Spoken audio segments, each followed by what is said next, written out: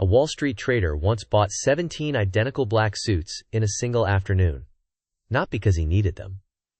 Not because they were on sale, but because his brain had stopped processing money as real. This is called financial numbing, and it's just one of several documented money disorders that neuroscientists now recognize as distinct psychological conditions. These aren't character flaws.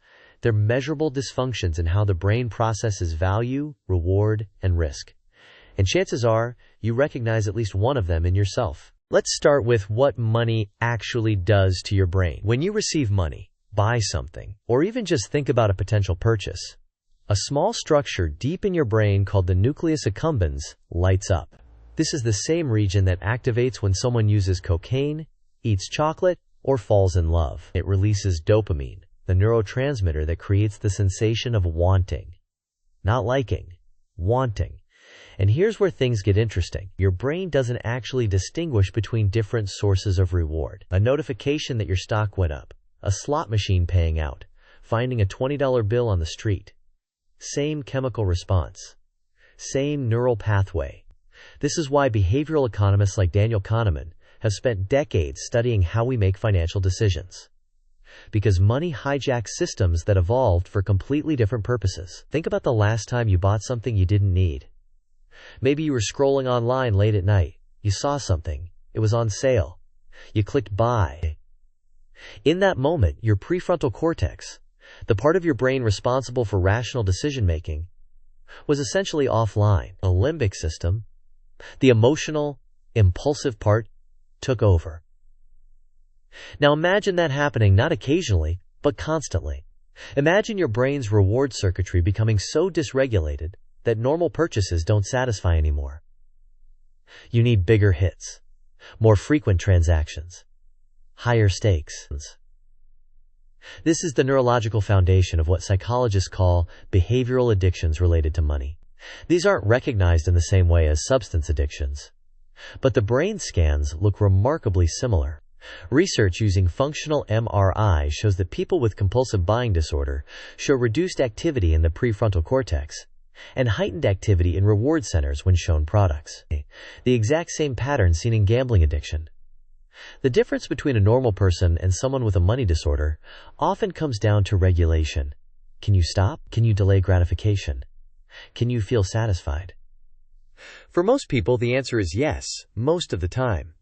For others, the neurological brake system simply doesn't work. And here's what makes money disorders particularly insidious.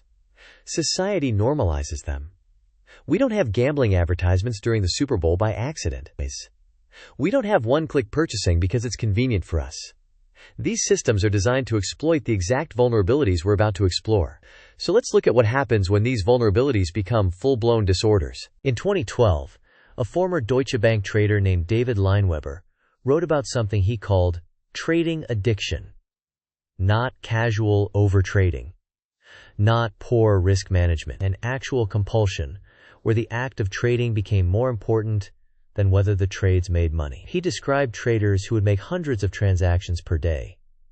Not because they had hundreds of legitimate opportunities, but because not trading felt unbearable. Dopamine hit came from the execution, not the outcome. One trader he interviewed admitted to making trades he knew were bad, simply to satisfy the urge. This isn't just anecdotal. A 2019 study published in the journal Addictive Behaviors examined day traders and found that approximately 8% met clinical criteria for behavioral addiction. They showed tolerance, needing to trade larger amounts or more frequently to achieve the same emotional effect. They showed withdrawal, becoming irritable and anxious when unable to trade, and they showed continued engagement despite negative consequences, like depleted savings or damaged relationships. The market itself is designed to trigger this response. Every price movement is a stimulus. Every notification is a potential reward.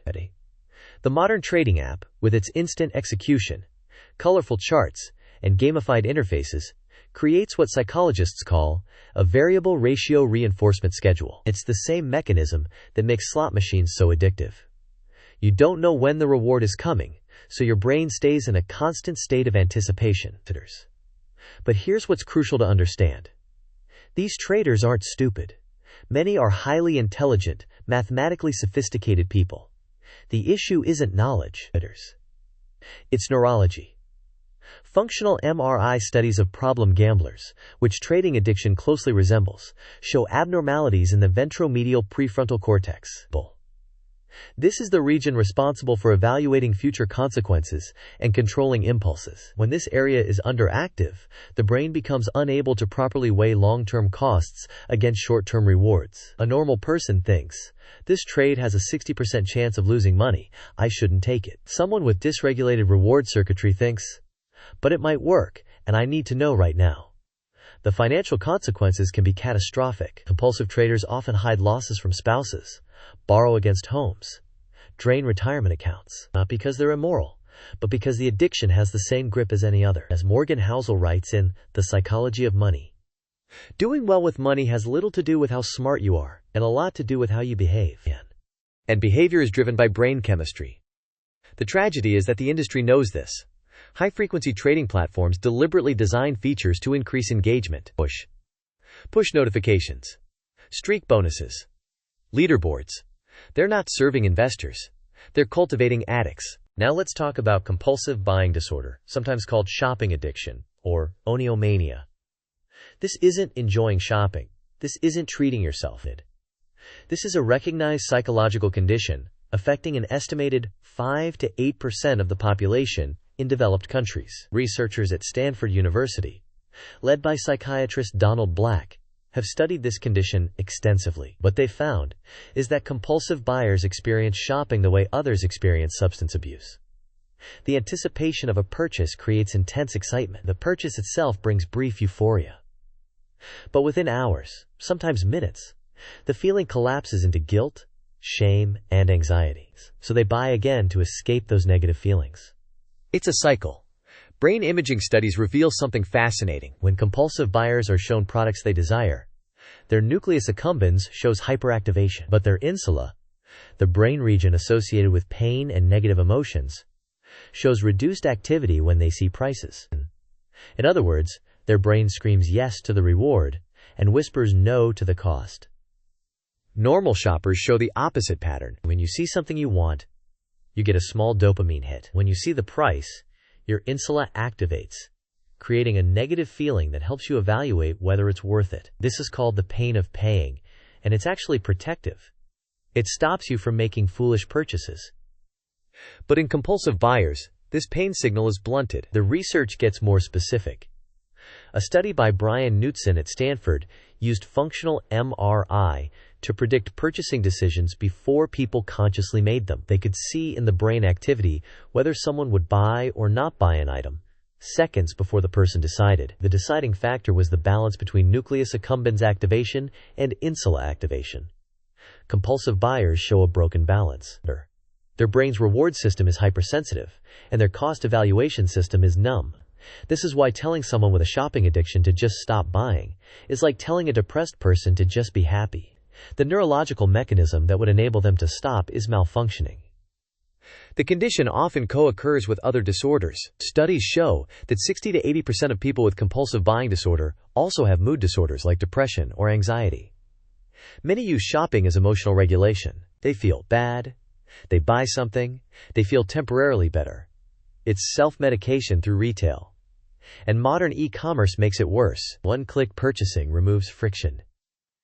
Infinite scrolling removes natural stopping points. Personalized recommendations create artificial urgency, as Dan Ariely discusses in Predictably Irrational. We're not rational actors making optimal choices. We're emotional beings susceptible to predictable manipulation. The financial damage is real. People with compulsive buying disorder carry higher credit card debt, have lower savings rates, and report significant relationship conflicts. Some accumulate rooms full of unopened purchases. The items themselves become irrelevant. It's the act of buying that matters. Treatment typically involves cognitive behavioral therapy, and sometimes medication like SSRIs, which help regulate the serotonin system involved in impulse control. But recovery requires recognizing that this isn't a lack of willpower. It's a dysfunction in brain circuitry. Let's flip the script. What about people who can't spend money at all? Financial hoarding, sometimes called underspending disorder or extreme frugality, is the lesser-known cousin of compulsive buying. And it can be just as destructive. Picture someone with millions in the bank, who who reuses tea bags, refuses to turn on heat in winter, and experiences genuine distress at the thought of spending $10. This isn't being thrifty, this is pathological. The brain has associated spending with such intense anxiety that even necessary purchases become impossible. The neurological mechanism here is different. Instead of reward hypersensitivity, you see threat hypersensitivity. The amygdala, which processes fear and threat, shows heightened activation around financial decisions. Spending money, even on essentials, triggers a fight-or-flight response. The person feels like they're in danger. This often stems from early experiences. Someone who grew up in poverty might develop such strong scarcity associations that abundance never feels real. Their brain remains locked in survival mode. Research on financial trauma shows that childhood experiences with money instability can alter stress response systems permanently. But there's another money disorder that's even more common and possibly more damaging: financial denial. This is the psychological mechanism where people simply refuse to look at their financial reality. They don't check account balances. They don't open bills. They avoid conversations about money. A 2017 study by the American Psychological Association found that money is the top source of stress for Americans, and a significant percentage cope by avoidance. But avoidance doesn't make problems disappear. It makes them worse. Unopened bills accumulate late fees. Unchecked accounts overdraft. Ignored debt compounds. The psychology here is called ostrich bias, the tendency to avoid negative information. When your brain anticipates information that will cause distress, it simply chooses not to look. The prefrontal cortex, which should override this impulse with rational long-term thinking, gets suppressed by the emotional avoidance system. What's fascinating is that financial denial often coexists with other money disorders. Someone might compulsively shop and then refuse to check their credit card balance because confronting the damage would be too painful. The shopping provides temporary relief from anxiety, and the denial prevents them from feeling the consequences that might stop the behavior.